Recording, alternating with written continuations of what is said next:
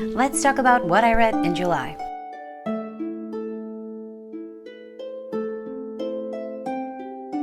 Hello fellow readers and readresses. July was one of the busiest months of the year for me so far, which I think I say in every single wrap-up. Work was insane, and I was also doing a very intense driver's course, which I am so happy to announce that I passed my driver's exam. So hide your kids and hide your wives. I'm actually just kidding. I'm a very careful driver. Do not worry. And because of that, I didn't think I'd be able to read a lot, and I didn't read a lot per se, but I still managed to read quite a few books. The funniest thing about the month of July is that I didn't think I was gonna enjoy my TBR. If you watch my last TBR game, you will see that I'm not particularly excited about the majority of my TBR list, but at the end, the month of July turned out to be really good for me. I think the majority of the books that I read, I gave 5 stars to. There are some books that I enjoyed less, but there aren't any books that I didn't enjoy at all. So first, let's go through the list of all the books that I had on my TBR.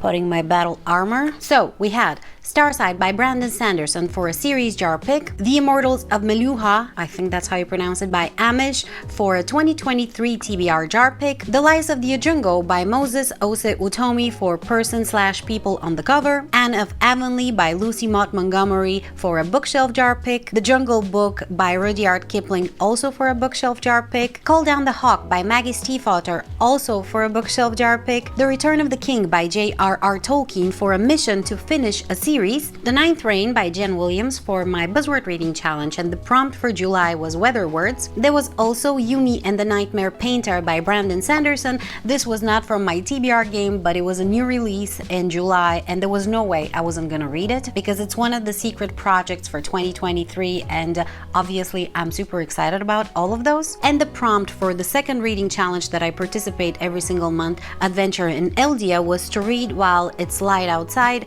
and for that obviously I could pick any book that I read during the day. So how did I do during this month? I did great. There was only one book that I didn't read from this whole TBR list, and that book was Call Down the Hawk by Maggie Stiefvater. I'm gonna be completely honest with you, and I'm gonna say that I wasn't excited about reading this book one bit. I had read a chapter from it like a year and a half, 2 years ago I think, for Try a Chapter challenge, and I didn't particularly enjoy it because I don't think I understood it very well, and I didn't get into it at all. And so I was a little bit skeptical and really didn't feel like reading this book. And then a miracle happened in the form of Leticia Santos, I hope I'm pronouncing this correctly, who left me a comment under my TBR game video, and she said that this is actually part of a spin-off for the Raven Boys, which I haven't yet read, so maybe that is why it would be a little bit difficult for me to get into it or to understand what's going on. And that gave me the perfect excuse not to read this book this month,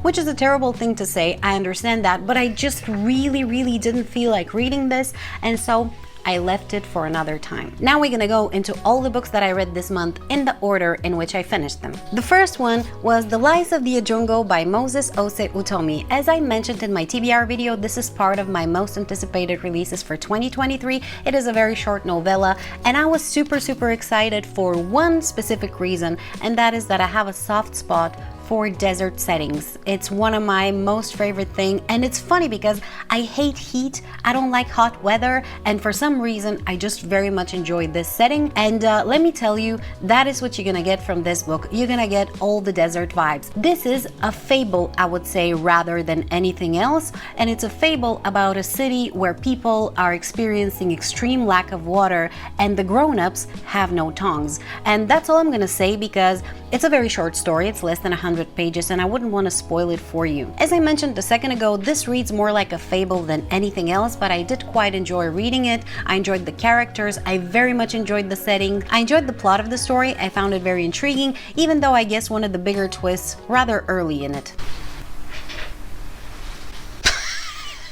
So my cat is trying to wear 2 plastic bags at once, and if you hear strange sounds, that's the reason. Anyway, it was quite exciting to see the threads of the story line up together, and I tip my hat to the author for the way he has woven the mystery. It was super interesting. I gave this book 4 stars, and why it doesn't get full 5 stars is because I think the story deserved a little bit more world building and character development and bonding for me to fully appreciate it and to be fully immersed in it. I think had the book been slightly longer, it would have had way bigger impact. Still, I enjoyed reading this, and I'm gonna continue with the series once the next book comes out. The second book I finished in July was Anne of Avonlea by Lucy Maud Montgomery. This is the second book in the Anne of Green Gables series and is a very well-known classic. It continues the story of young Anne at the time where she reaches young adulthood and is dealing with the challenges of being a first-time teacher. And this is yet another fantastic entry by this fantastic author that simply knows my soul and knows how to write stories that speak to me personally. Honestly, Anne is the hero of my heart, and every time I read a book about her,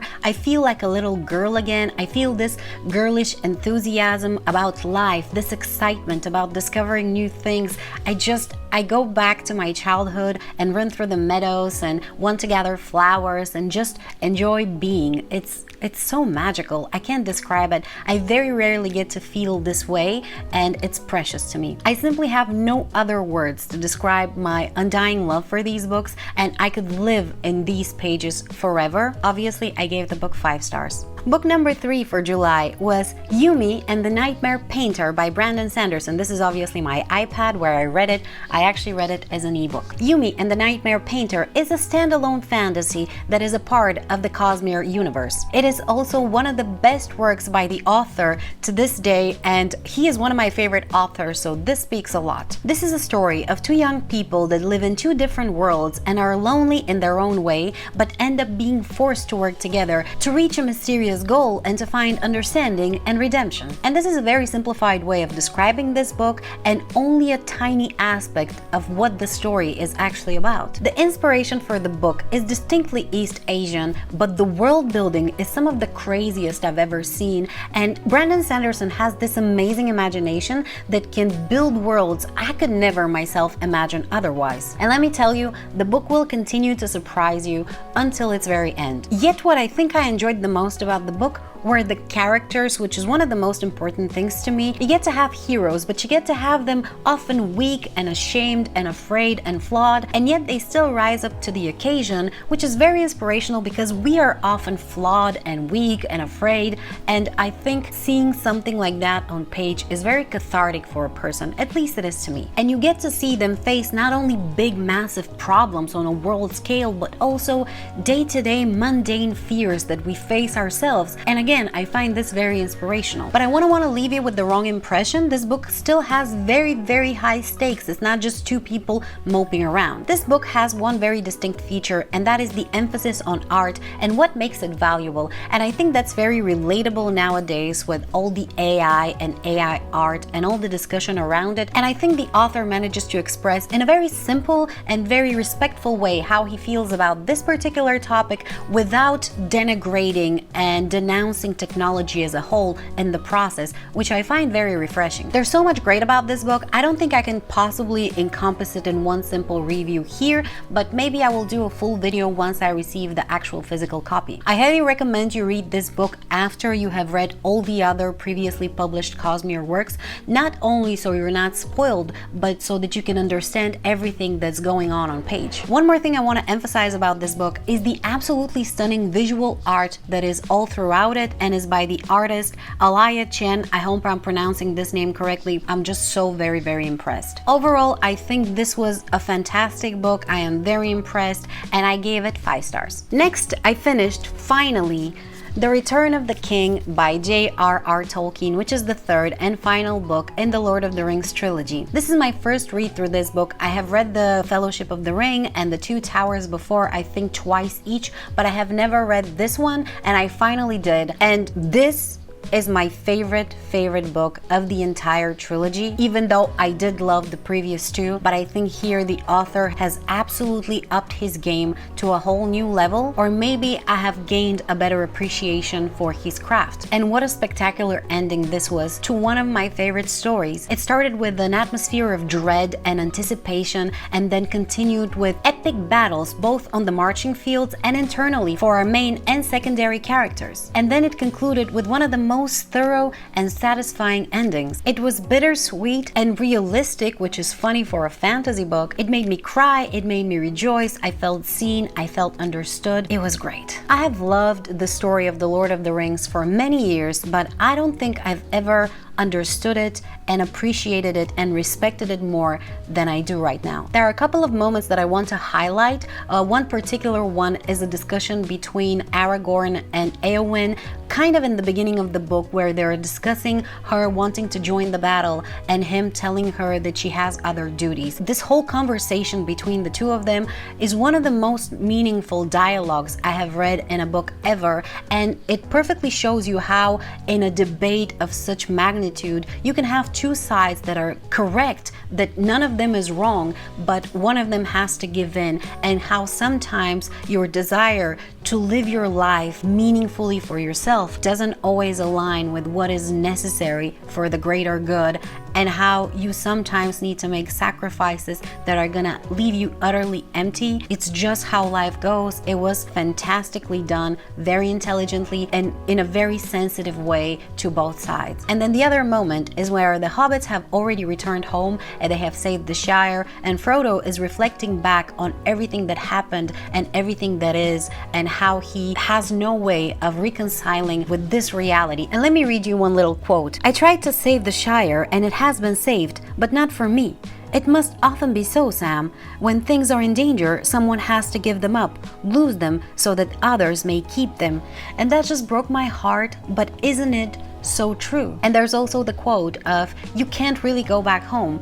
And isn't that something that grown-ups can really relate to? I don't know, it just gave me a lot to think about. I love this book. I gave it 5 stars. I have no words to describe how much I enjoyed reading this. The next book that I read in the month of July was The Ninth Reign by Jen Williams. Now, I have a conflicting feeling about how I should present this book, because on the one hand, I don't want to oversell it. On the other hand, I don't think that's possible, because let me tell you, this book is so good. I can't believe it's not more popular. This is an adult fantasy with a very distinct sci-fi feel to it, kind of like Jurassic Park minus the dinosaurs, and is the first book in the Winnowind Flame trilogy, I believe it's called. Here we have some of the most interesting and fun to follow characters I have ever read about. I felt like I knew them, and let me tell you, Vincenza Vintage de Grazon, I hope I'm pronouncing this correctly, has firmly joined Jasna Colin as part of my dream team. One of the great things about this book, of which there are many, is the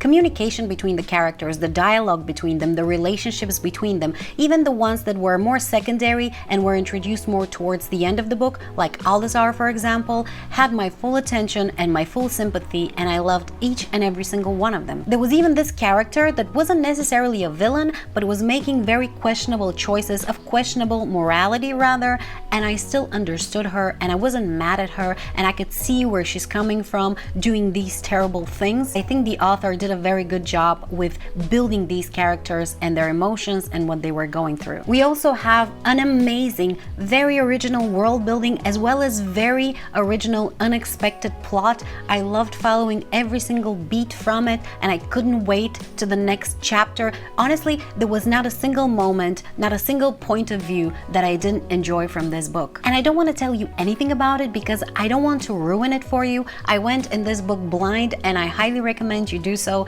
because oh my god, there are so many great things you get to discover. I like the writing style. It was soothing and simple and beautiful without having to go into the purple zone. Overall, this book was fantastic. I do believe it deserves bigger audience, and I gave it full 5 stars. I'm gonna continue with the series as soon as I can. Next, I finished The Jungle Book by Rudyard Kipling. This is a very well-known classic and very beloved, and I finally got to read the original of it because, as I mentioned in my TBR, I have watched some adaptations but never read the actual story, and I have to say I did quite enjoy it, although my modern, smooth brain struggled quite a bit with all the thous and these and thys throughout this book. I did enjoy the highly structured law of the jungle that dictated the majority of this story and the behavior of our characters. I liked the atmosphere. I liked how it brought me back to my childhood and the sweet memories from it. I just had a good time, and I'm looking forward to following the rest of Mowgli's story. I gave the book 4 stars, again because I was struggling a little bit with the reading experience,